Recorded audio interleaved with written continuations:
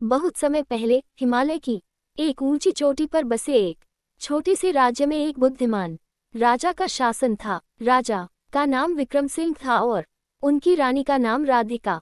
उनके राज्य में अमन और शांति थी, लेकिन कुछ समय से राजा को अजीब अजीब सपने आने लगे थे। उन्हें सपने में एक काले कपड़े में ढकी हुई रहस्यमयी स्त्री दिखाई देती, जो उन्हें किसी गुप्त खजाने का रास्ता दिखाती। सपने के अंत में वह स्त्री उन्हें चेतावनी देती, यदि तुमने इस खजाने की तलाश की तो तुम्हारी पूरी दुनिया बदल जाएगी। इन सपनों के कारण राजा विक्रम सिंह काफी परेशान हो गए। उन्होंने अपने मंत्री से सलाह ली और मंत्री ने उन्हें सुझाव दिया कि वह अपने राज्य के सबसे पुराने महल का दौरा करें, जहां कहा जाता था कि खजाना छुपा हुआ है।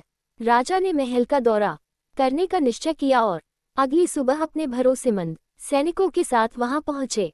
महल में पहुंचते ही राजा को वहां की दीवारों पर कुछ अजीब प्रतीक और चित्र मिले। उन चित्रों में एक रानी का चित्र बना था, जो राजा की ओर इशारा कर रही थी। राजा को ये देखकर हैरानी हुई, क्योंकि वह चित्र राजा की रानी राधिका के समान दिखता था। जैसे ही वह चित्र को गौर से देखने लगे, दीवार में एक दरार दिखाई दी। राजा ने सैनिकों को आदेश दिया कि वे उस दीवार को हटाएं। जैसे ही दीवार हटाई गई, उसके पीछे एक संकरी सीढ़ी निकली, जो नीचे किसी अंधेरी गुफा में जा रही थी। राजा के आदेश पर सभी सैनिक नीचे जाने लगे और राजा ने खुद भी उनके साथ नीचे उतरने का निर्णय लिया। गुफा में पहुंचते ही एक भयानक सन्नाटा पसरा हुआ था। वहां केवल मशालों की हल्की रोशनी ही थी। जैसे जैसे वे आगे बढ़ते गए, ठंडी हवा और भी घनी होती गई।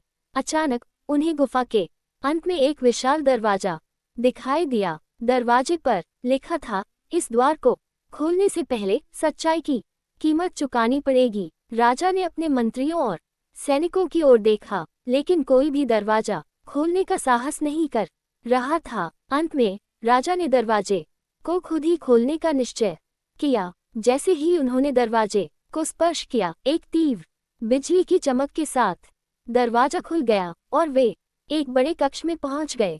उस कक्ष में चारों ओर सोने चांदी के ढेर लगे थे और बीच में एक बड़ा सा तख्त था, जिस पर एक पुरानी पांडुलिपि रखी हुई थी। राजा ने पांडुलिपि को उठाया।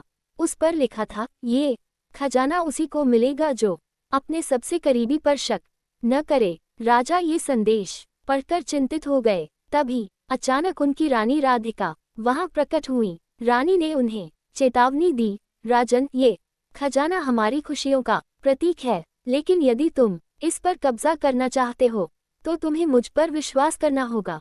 राजा को समझ नहीं आया कि रानी वहां कैसे पहुंची। उन्होंने रानी से पूछा कि वह यहाँ कैसे आई, लेकिन रानी ने कोई उत्तर नहीं दिया। अचानक उनकी रानी एक मायावी धुएं में परिवर्तित हो गई और गायब हो गई। राजा समझ गए कि ये सब उनके अजीब सपनों का परिणाम था और ये खजाना उनके रिश्ते की परीक्षा के लिए ही था। राजा ने बिना कुछ लिए गुफा से बाहर निकलने का निर्णय लिया। जैसे ही वह बाहर आए, उन्हें ऐसा लगा जैसे उन्होंने एक बड़ी परीक्षा पास की हो। उन्होंने फिर कभी उस खजाने की तलाश नहीं की और रानी के साथ खुशहाल जीवन बिताने लगे। इस घटना के बाद उनके सपने भी आना बंद हो गए और उनके राज्य में फिर से शांति और समृद्धि का वातावरण बना रहा। इस प्रकार राजा ने अपनी सच्ची खुशी और अपने रिश्ते की गहराई को समझ लिया।